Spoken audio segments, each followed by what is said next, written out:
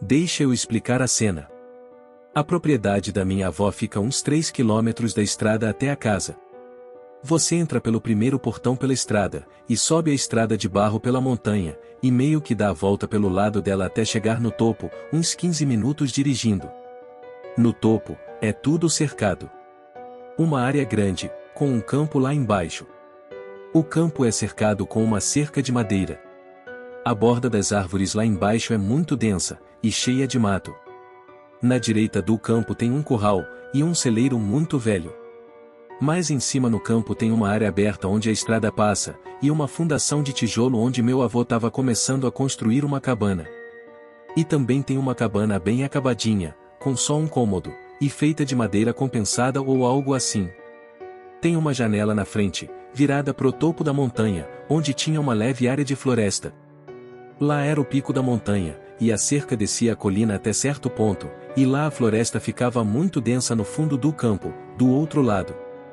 É uma área cercada imensa, e aquela floresta mais leve se estende para muito longe. Se você ficava num lado da cerca, não dava para ver o outro, não importa onde tu ficava. Eu não tenho certeza, mas deve ter uns 50 acres ou mais no topo da montanha.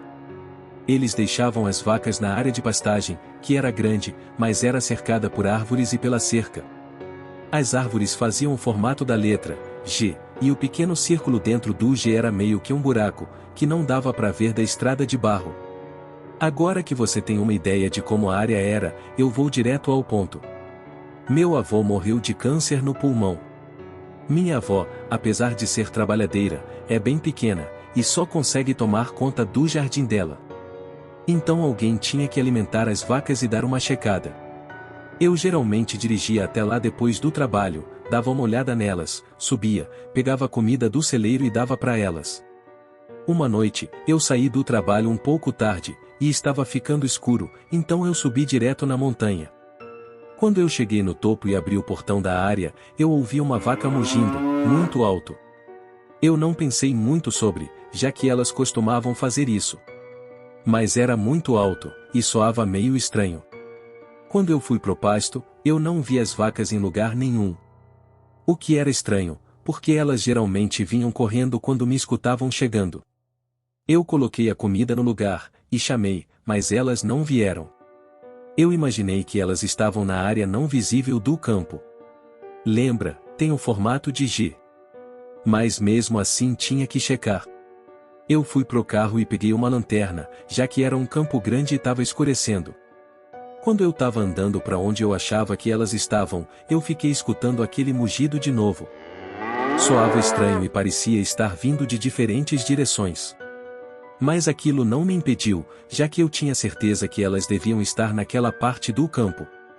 Eu virei pelo canto e tive visão, e lá no buraco elas estavam todas paradas, e bem juntas umas das outras. Quando eu fui até elas, e tentei espantar elas pro celeiro, elas nem sequer se mexeram.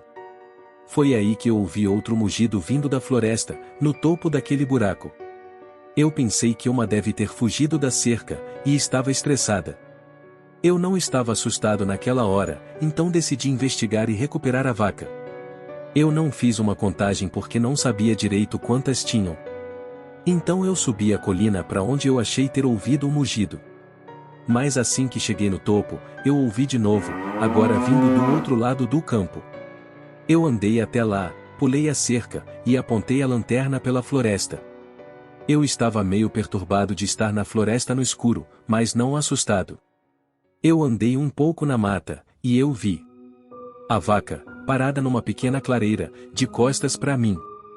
Era preta e branca, e parecia uma vaca, mas estava sentada que nem um cachorro. E parecia doente, se você já viu uma vaca magra sabe como é.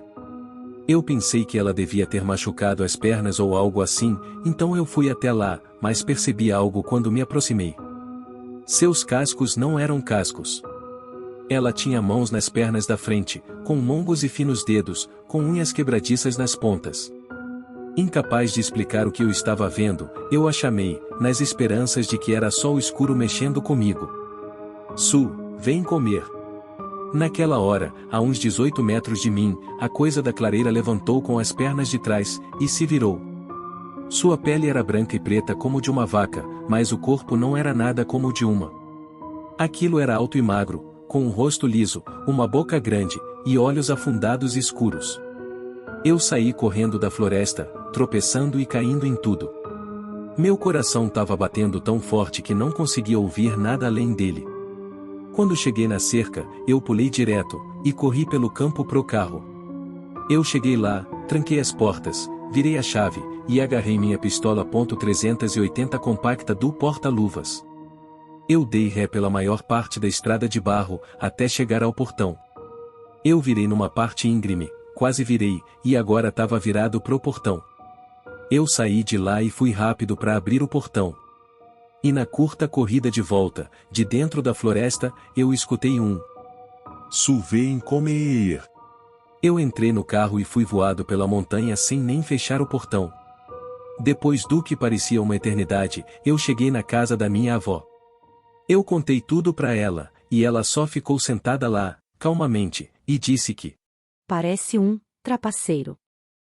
Eu tinha entendido aquilo como alguém pregando uma peça em mim, e eu fui embora irritado. Mais tarde, eu aprendi que os índios locais chamavam os skinwalkers de tricksters ou trapaceiros. Ela vendeu as vacas, depois a terra, e eu nunca mais voltei. Eu tento fingir que nada aconteceu. Eu já vi um fantasma antes, junto de um amigo meu. Mas essa coisa. Eu não tenho ideia do que pensar.